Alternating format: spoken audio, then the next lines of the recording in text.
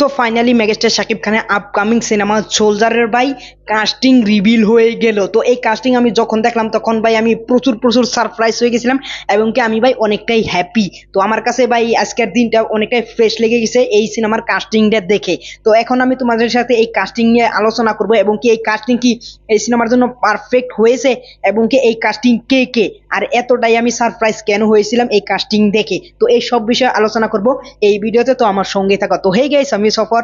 তো ফাইনালি চলে আসলাম মেগাস্টার শাকিব খানের সোলজার সিনেমা নিয়ে কিছু আপডেট দিতে।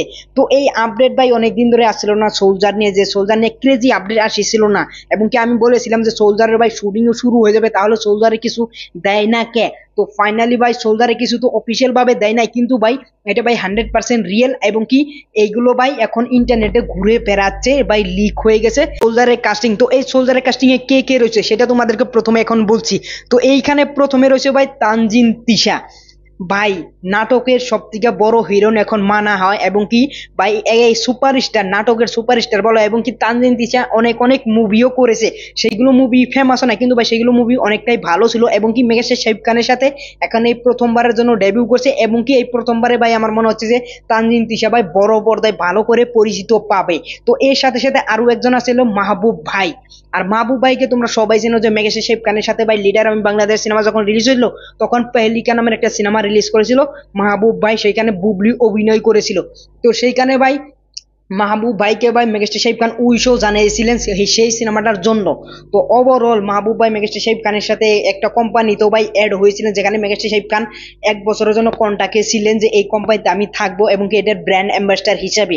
তো সেইখানেও মেগাস্টার শাকিব খানের সাথে মাহবুব ভাই ছিলেন। তো সেইখান থেকে আমরা মাহবুব ভাইকে ভাই অনেকটাই চিনি এবং কি মাহবুব ভাই বাংলাদেশের অনেক বড় একজন সিঙ্গার, সেই হিসেবে আমরা মাহবুব ভাইকে চিনি এবং কি মাহবুব ভাইয়ের অ্যাক্টিংও ভাই জবরদস্ত। তো সেই কারণে ভাই পারফেক্ট একটা কাস্টিং হয়েছে। এর সাথে সাথে হলো এবিএম সুমন। তোমরা সবাই জানো যে MR9 সিনেমা রিলিজ হয়েছিল বাংলাদেশে ও আমেরিকা এবং কি বাংলাদেশ যৌথ প্রযোজনা একটা সিনেমা, 80 কোটি টাকা বাজেট ছিল সেই সিনেমাটার। তো সেই সিনেমাটা হিরো ছিল ভাই এবিএম সুমন। তো সেই এবিএম সুমন ভাই এই সিনেমায় কাস্টিং হিসাবে থাকছে এবং কি এই সিনেমাটা ভাই অ্যাক্টিং করবেন সোলজার ভাই, তিনি যুক্ত হয়েছেন।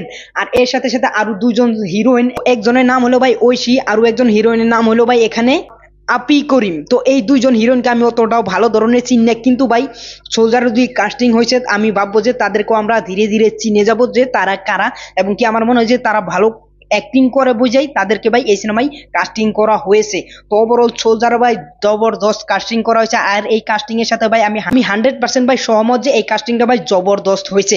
তো ওভারঅল ভাই সোলজার সিনেমার আপডেট আসে না, ফাইনালি ভাই আপডেট এসে গেছে। আর এই আপডেটটা ভাই বিগেস্ট আপডেটই তোমরা বলতে পারো এই পর্যন্ত সোলজারের যেটি আপডেট আসে সব থেকে বিগেস্ট আপডেট আমরা এটাই বলতে পারি যে সোলজারের ভাই কাস্টিং রিভিল হয়ে গেছে, সোলজারের কাস্টিং ভাই লিক হয়ে গেছে।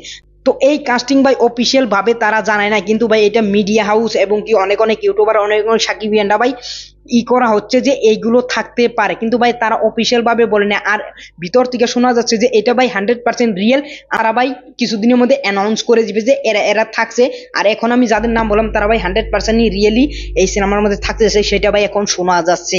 ওভারঅল আমরা মানবো যে এইটাই ভাই সত্যি, এইটাই জানি সত্যি হয় সিনেমাটার ভাই বিগেস্ট লেভেলে নিয়ে যেতে। তো ওভারঅল তো আমরা আশা করেই থাকবো যে আর মেগাস্টার শাকিব খানকে আমরা এই প্রথমবারের জন্য কোনো আর্মির চরিত্রে সিনেমায় দেখতে পারবো, সেটার জন্য ভাই আমরা প্রচুর প্রচুর হ্যাপি, প্রচুর প্রচুর এক্সাইটেড। তো মেগাস্টার শাকিব খানের সোলজার সিনেমার জন্য ভাই অনেক অনেক দোয়া রইলো এবং কি এই কাস্টিং জানি সিনেমার মধ্যে ফাটিয়ে দেয়। আর আমার মতামতে ভাই 100% ভাই আমি এখানে যাও প্রডিউসার এবং কি ডিরেক্টরের সাথে এবং কি কাস্টিং ডিরেক্টরের সাথে যে আপনারা পারফেক্ট জুরি, পারফেক্ট ভাই এখানে হিরোইন হিরো এবং কি এখানে ভাই সিনেমার কাস্টিং করেছেন।